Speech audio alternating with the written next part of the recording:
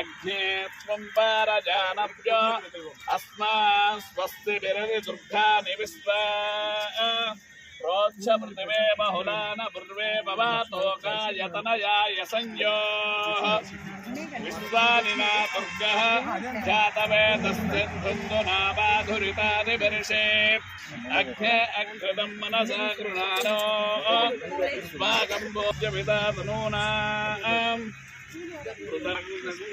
तत्संघोरावृणीमहे घातं यज्ञाय घातं यज्ञपतये ओम नमः शिवाय ओम नमः शिवाय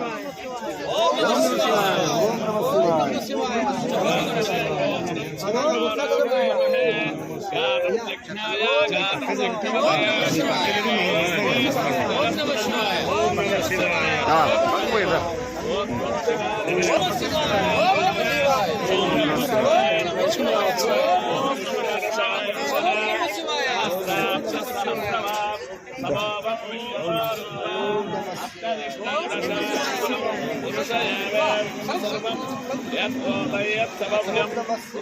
नमः शिवाय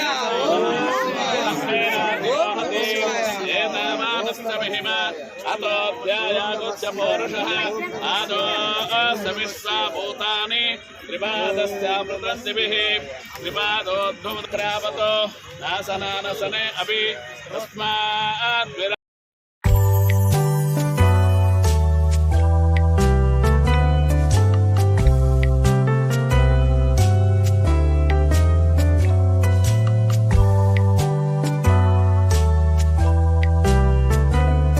अयोध्या राम मंदिरम निर्माण कमिटी मेंबर श्री कोटिलिंग महाशैव क्षेत्र ताल्लायपालెం पीठाधिपతులు श्री श्री श्री शिवस्वामी की घन स्वागतम। నేడు మునగాల మండల పరిధిలోని ముకుందాపురం గ్రామ పంచాయతీలో ఉన్న ఇందిరా వృద్ధ అనాథ ఆశ్రమం విచ్చేసిన అయోధ్య రామ మందిరం నిర్మాణ కమిటీ మెంబర్ శ్రీ కోటిలింగ మహాశైవ క్షేత్ర తాళ్లాయపాలెం పీఠాధిపతులు Dharmo Rakshati Rakshita trust founder and chairman Sri Sri Sri Shivaswami వారికి ఆశ్రమం నిర్వాహకులు నాగిరెడ్డి విజయమ్మ దంపతులు పూర్ణకుంభంతో స్వాగతం పలికి వారిని సాదరంగా ఆహ్వానించారు। పరిధిలోని నరసింహాపురం గ్రామానికి చెందిన సామాజిక ఉద్యమకారులు డాక్టర్ వేమూరి సత్యనారాయణ రమాదేవి దంపతులు స్వామివారిని పూలమాలలతో సాగుతూ ఘనంగా సత్కరించారు। ఈ సందర్భంగా సత్యనారాయణ హిందూ దేవాలయాల పరిరక్షణకు అన్యాక్రాంతమైన దేవాలయ భూములు దేవాలయాలకే చెందేలా స్వామివారు కృషి చేయాలని, అలాగే నాగిరెడ్డి విజయమ్మ నడుపుతున్న ఆశ్రమానికి తమ వంతు సహాయ సహకారాలు అందించాలని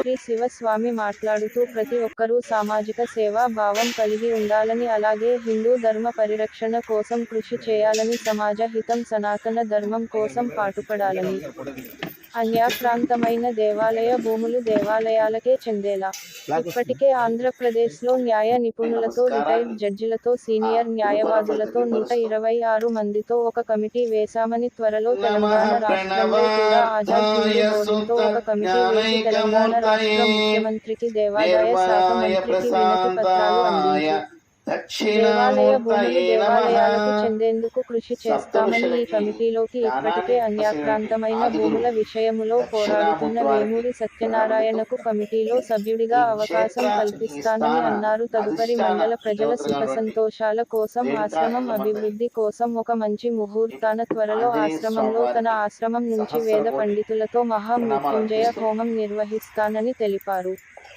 ఇలా ఆశ్రమం నిర్వాహకులకు ఎల్లవేళలా తన సహాయ సహకారాలు ఉంటాయని, సమాజ సేవ, హిందూ ధర్మం కోసం ప్రతి ఒక్క మహిళ భాగస్వామ్యం అవ్వాలని, ఎక్కడ హిందూ ధర్మం గాడి తప్పినా అక్కడ తమ పోరాటం ఉంటుందని ఆయన అన్నారు। ఇంకా ఈ కార్యక్రమంలో మహాశైవ క్షేత్రం అన్నసంతర్పణ కమిటీ అధ్యక్షులు వాస్తు నిర్మాణ్ చెరుకుమల్లి వెంకట నరసయ్య, ప్రధాన కార్యదర్శి ఇడుకుళ్ల చెన్నకేశవరావు, ధర్మో రక్షతి రక్షిత తెలంగాణ శాఖ అధ్యక్షులు యడాలి శ్రీనివాసరావు, రవి నరేష్, ఆశ్రమం కోఆర్డినేటర్ వాచేపల్లి జ్యోతి, అరుణ పందిరి, నాగిరెడ్డి వెంకట్రావు, వివిధ గ్రామాలకు చెందిన భక్తులు, ఆశ్రమంలోని వృద్ధులు పాల్గొన్నారు।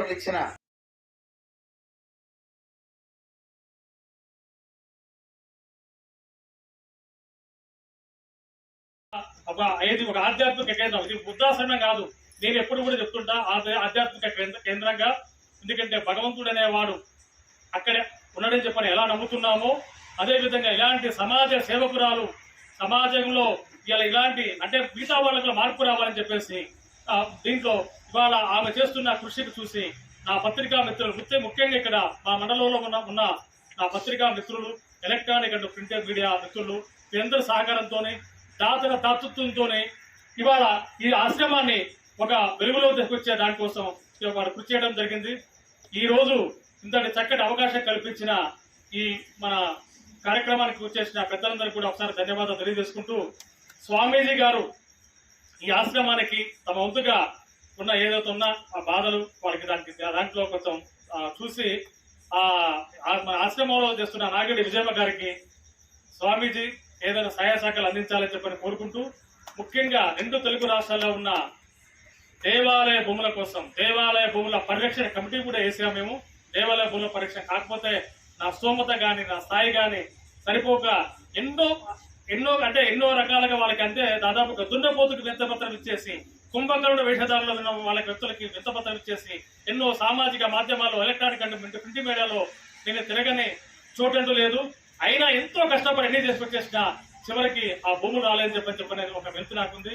ముఖ్యంగా స్వామీజీకి ఉన్న పరిచయాలు కావచ్చు, స్వామీజీకి ఉన్న ఒక ఏదైతే ఆయన శక్తితోనే ఇవాళ ఎక్కడ ఏ దేవాలయ భూములు అయితే ఉన్నాయో ఆ దేవాలయ భూములు దేవాలయకి చెందేలేగా ప్రభుత్వాలు చెప్తుంటే మాటలు దేవాలయాలకు పూర్వవైభవం వస్తాయని చెప్పని కానీ అది మాటలకే పరిమితం అవుతున్నాయి.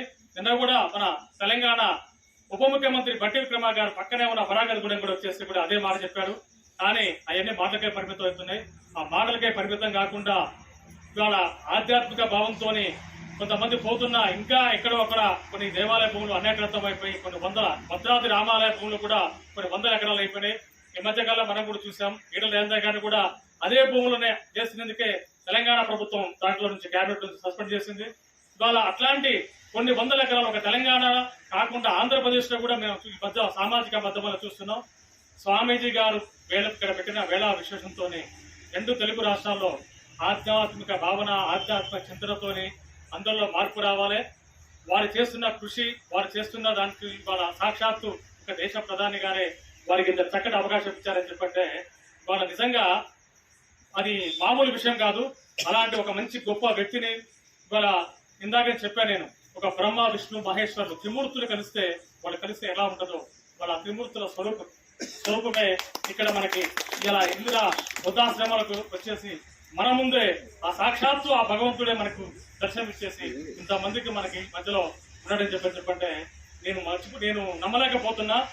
కానీ సాక్షాత్తు నేను అంటే వైకుంఠంలోనూ కైలాసంలోనూ ఉన్నట్టుగా తెలియతున్నా.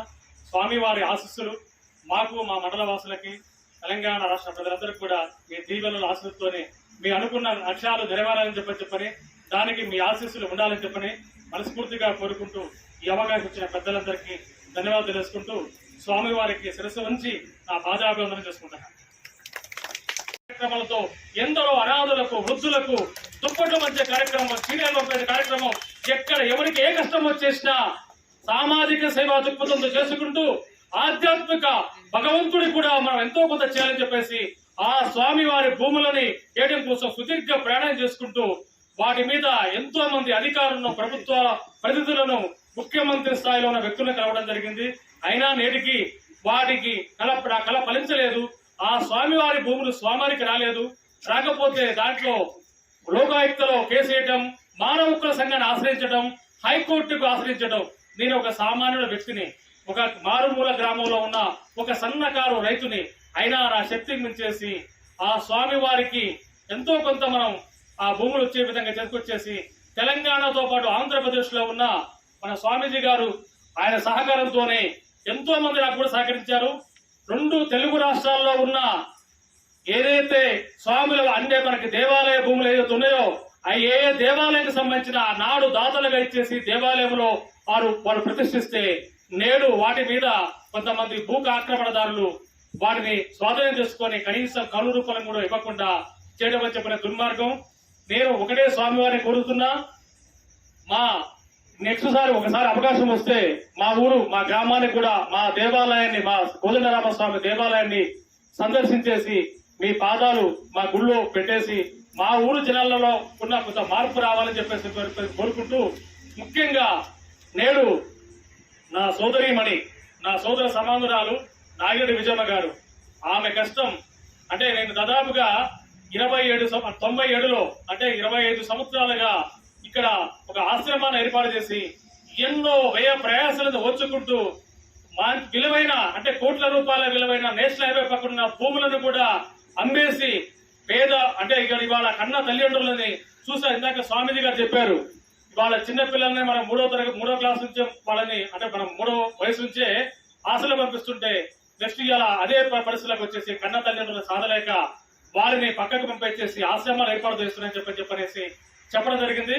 ఇవాళ అంటే ఎంతో కోట్ల రూపాయలు సంపాదించినా గానీ తల్లిదండ్రులను కనీసం చూడలేక పట్టించుకోకుండా ఉంటే ఆమె ఒక అమ్మలాగా ఒక కూతురులాగా తనే అన్ని అయ్యి ఇవాళ ఎంతో మంది వృద్ధులని ఇక్కడ చేరదీసేసి అనాథ మానసిక వికలాంగులని వారిని వాళ్ళ ఆలనా పాలన చూసుకుంటూ ఎంతో మంది ఇక్కడ కాలం చేస్తే వారి దహన సంస్కారాలు చేసి కరోనా టైంలో కూడా ఎంతో కష్టపడ్డ నా సోదరిమణి ఆమె కృషి ఇవాళ మనం ఎంత చెప్పినా కూడా మనం దానికి ఇది కాదు పోవాలని చెప్పనేసి తీసుకుపోవడం కోసం వెంకన్నరసాయి గారు పలుమార్లు నన్ను అక్కడ తీసుకుపోవడం కోసం ప్రయత్నం చేశారు. కానీ శివుడు ఆజ్ఞ లేనిదే చీమైనా పుట్టదని చెప్పనే దానికోసం ఆ స్వామిని ఇక్కడ ఈ విధంగా ఈ రోజున ఈ ధనుర్మాసం సందర్భంగా ఒక ఆధ్యాత్మిక దేవాలయం లాగా ఉన్న ఒక వృద్ధుల ఆశ్రమంలో ఈ రోజు నాకు ఈ కార్యక్రమాల్లో నన్ను భాగస్వామ్యం చేసి ఇంతటి ఒక చక్కటి అవకాశాన్ని కల్పించిన మీ అందరికి కూడా నేను పేరు పేరున రుణపడి ఉంటా. ముఖ్యంగా ఇక్కడ స్వామీజీ గురించి చెప్తుంటే నాకు నిజంగా అంటే ఒళ్ళు అంటే మనకు రోమాలు నెక్కపొడుస్తున్నాయి.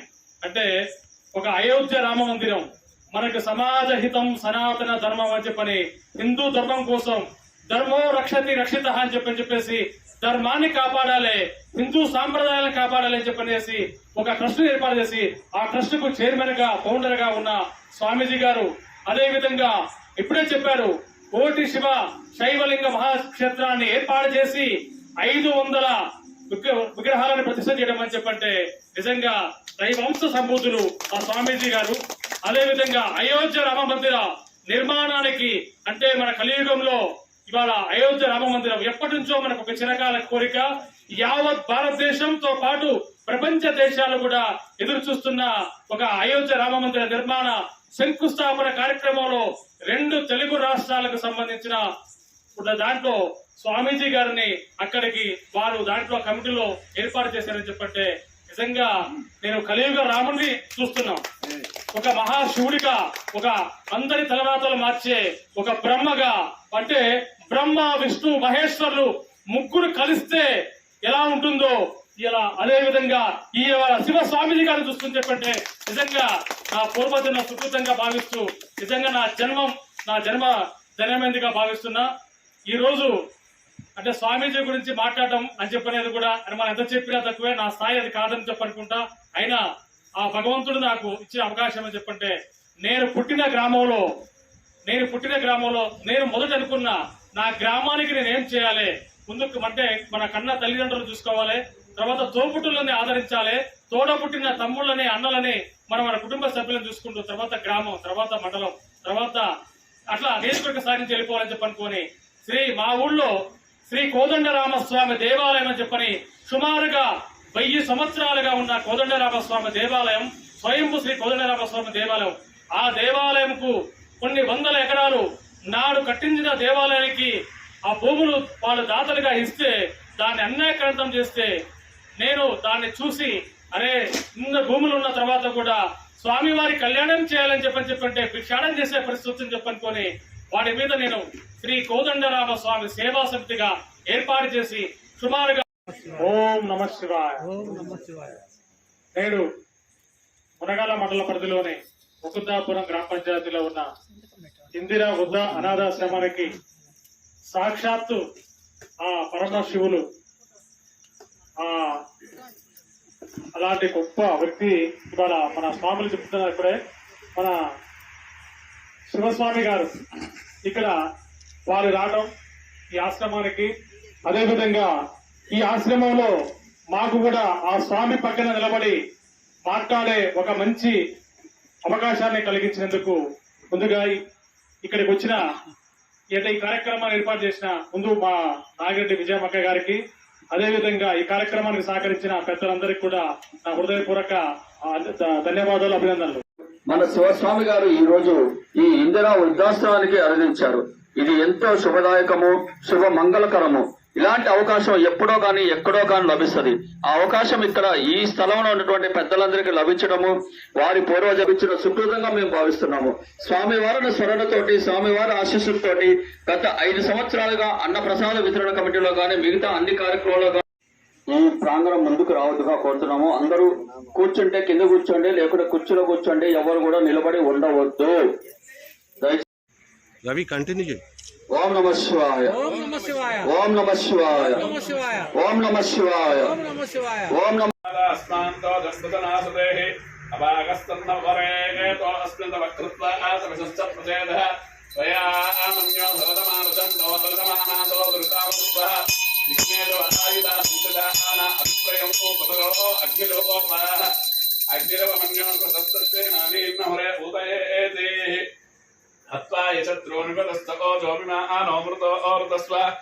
ఓం శివస్వామి దేవతాయ నమః. ఆంజనేయాయ విద్మహే సీతావల్లభాయ ధీమహి తన్నో శ్రీరామచంద్ర బోలో రామభక్త హనుమాన్ కి జై జై శ్రీరామ్, జై శ్రీరామ్, జై జై శ్రీరామ్, జై శ్రీరామ్.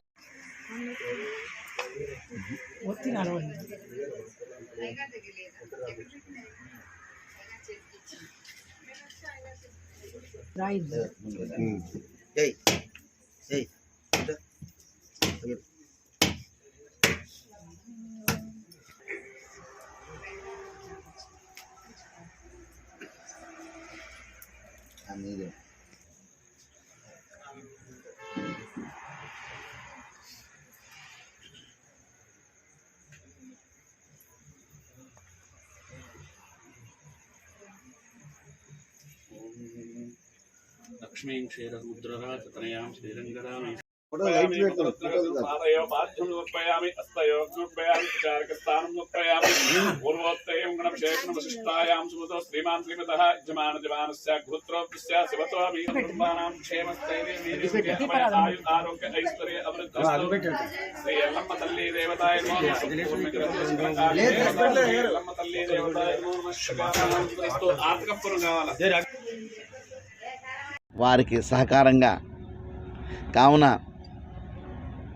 మన తెలంగాణ రాష్ట్రంలో ప్రభుత్వము చక్కటి మార్గదర్శకమైన నిర్ణయాలు తీసుకుంటూ ఇటువంటి ఆశ్రమాలకి చేయూతనివ్వాల్సిన బాధ్యత వారికి ఉన్నది అని చెప్పి నేను భావిస్తూ ముగిస్తున్నాను. శుభంభయ. పేరు విజయమ్మ.